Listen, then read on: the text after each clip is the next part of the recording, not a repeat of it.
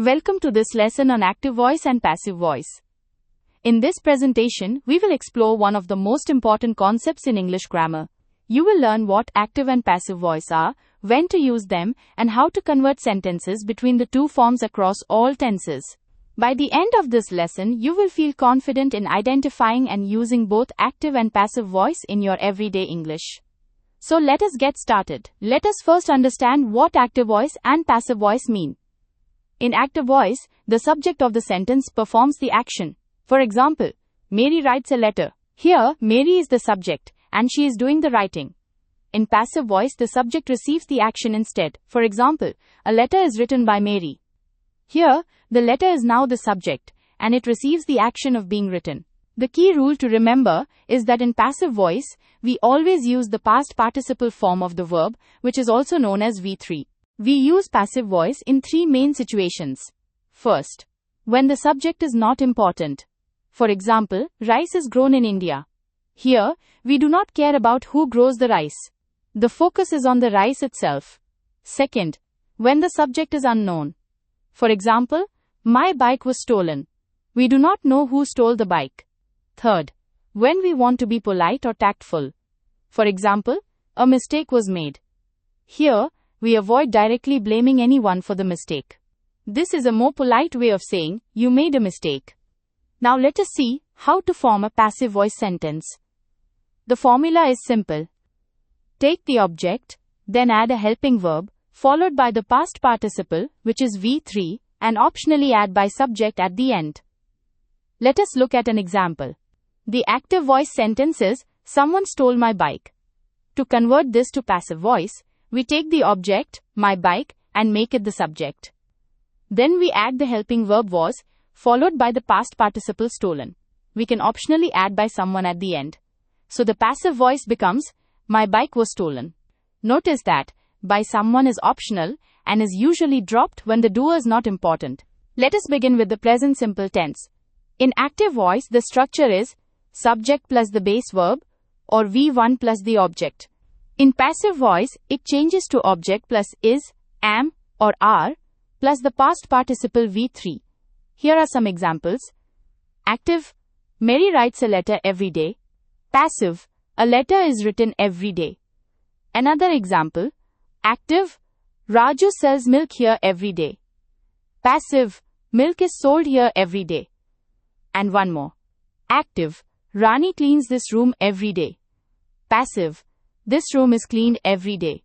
Notice how the focus shifts from the doer to the action or object in each passive sentence. Now let us look at the present continuous tense. In active voice, the structure is subject plus is, am, or are, plus the verb with an ing ending, plus the object. In passive voice, it becomes object plus is, am, or are, plus being plus V3. Here are the examples. Active, Mary is writing a letter now. Passive, a letter is being written now. Next, active, Raju is repairing my bike now. Passive, my bike is being repaired now. And active, Sita is stitching my clothes now. Passive, my clothes are being stitched now. The word being is the key addition in the present continuous passive. Next is the present perfect tense. In active voice, the structure is subject plus has or have plus V3 plus the object. In passive voice, it changes to object plus has or have plus been plus V3. Here are some examples. Active, Mary has written a letter recently. Passive, a letter has been written recently. Active, I have posted your letter. Passive, your letter has been posted. Active, my mother has cooked the chicken. Passive, the chicken has been cooked. Notice the addition of the word been between has or have and the past participle in the passive form. Now let us move to the past simple tense. In active voice, the structure is subject plus V2, which is the past tense form of the verb plus the object. In passive voice, it becomes object plus was or were plus V3. Let us see some examples. Active, Mary wrote a letter yesterday. Passive, a letter was written yesterday. Active, Rama killed Ravana. Passive, Ravana was killed by Rama. Active, somebody stole my bike yesterday. Passive, my bike was stolen yesterday. In past simple passive, we use was or were, depending on whether the subject is singular or plural. Now we come to the past continuous tense. In active voice, the structure is subject plus was or were plus the verb ending in ing plus the object. In passive voice, it changes to object plus was or were plus being plus V3. Here are the examples. Active: Mary was writing a letter at this time yesterday. Passive: a letter was being written at this time yesterday. Active: Sita was cleaning the room when I went there. Passive: the room was being cleaned when I went there. Active: the mechanic was repairing my bike. Passive: my bike was being repaired. Again, notice the addition of the word being in the passive form. Let us now look at the past perfect tense. In active voice, the structure is subject plus had plus V3 plus the object. In passive voice, it becomes object plus had plus been plus V3. Here are the examples. Active: Mary had written a letter before I came. Passive: a letter had been written before I came. Active: the mechanic had repaired my bike before I went. Passive: my bike had been repaired before I went. Active: somebody had beaten Raju by the time I went to him. Passive: Raju had been beaten by the time I went to him. The pattern here is that had been replaces had in the passive form. Now let us cover the future simple tense. In active voice, the structure is subject plus will plus the base verb V1 plus the object. In passive voice, it changes to object plus will be plus V3. Examples are as follows. Active: Mary will write a letter tomorrow. Passive: a letter will be written tomorrow. Active: Raju will repair my bike tomorrow. Passive: my bike will be repaired tomorrow. Active: they will give me money tomorrow. Passive: I will be given money tomorrow. In the future simple passive, we simply add the word be between will and the past participle. Moving on to the future perfect tense. In active voice, the structure is subject plus will have plus V3 plus the object. In passive voice, it changes to object plus will have been plus V3. Here are the examples. Active: Raju will have repaired my bike by tomorrow. Passive: my bike will have been repaired by tomorrow. Active: the manager will have sanctioned my loan by next week. Passive: my loan will have been sanctioned by next week. Active: the GM will have transferred me to Chennai by next month. Passive: I will have been transferred to Chennai by next month. The key phrase in this passive form is will have been before the past participle. Now let us look at the present conditional. In active voice, the structure is subject plus would plus the base verb V1 plus the object. In passive voice, it becomes object plus would be plus V3. Here are the examples. Active: Raju would repair my bike. Passive: my bike would be repaired. Active: the manager would sanction my loan. Passive: my loan would be sanctioned. Active: the GM would transfer him to Chennai. Passive: he would be transferred to Chennai. The present conditional passive simply adds would be before the past participle. Finally, let us look at the past conditional. In active voice, the structure is subject plus would have plus V3 plus the object. In passive voice, it becomes object plus would have been plus V3.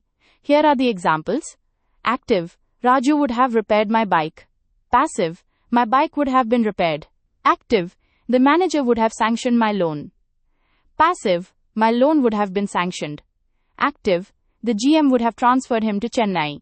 Passive: he would have been transferred to Chennai. The phrase would have been is what distinguishes the past conditional passive. This is a very important slide. Not all tenses can be converted to passive voice. There are 5 exceptions. First, the present perfect continuous tense. Second, the past perfect continuous tense. Third, the future continuous tense. Fourth, the future perfect continuous tense. And fifth, any sentence that uses an intransitive verb. An intransitive verb is a verb that does not take a direct object. For example, she sleeps. The verb sleeps has no object. Since there is no object, there is nothing to make into a subject for the passive sentence. So remember, these 5 types cannot be changed into passive voice. Sometimes, a sentence has 2 objects. In that case, either object can become the subject of the passive sentence. Let us look at an example. Active: Mary wrote a letter to me. Here, a letter is object 1 and me is object 2. For passive option 1, we make object 1 the subject. A letter was written to me. For passive option 2, we make object 2 the subject. I was written a letter. Both versions are correct. You choose based on what you want to emphasize. Also, remember that adding by Mary at the end usually does not sound elegant, so it is typically dropped. Here is a quick reference table showing all 10 tenses and their active and passive structures. You can see the pattern clearly. In every tense, the passive voice uses the past participle V3 and the helping verb changes depending on the tense. This table is a great tool for revision. Keep it handy whenever you are practicing voice conversion. In the active structure, S stands for subject, V stands for verb, and O stands for object. In the passive structure, the object becomes the new subject. And that brings us to the end of this lesson on active voice and passive voice. Let us quickly recap what we have learned. Active voice is when the subject performs the action. Passive voice is when the subject receives the action. We use passive voice when the subject is not important, when the subject is unknown, or when we want to be polite. The formula for passive voice is simple.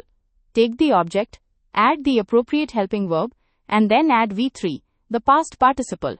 Remember, some tenses like the continuous perfects and intransitive verbs cannot be changed to passive voice. Now it is time for you to practice. Try converting sentences on your own, and you will master this concept in no time. Thank you for learning with us and happy practicing.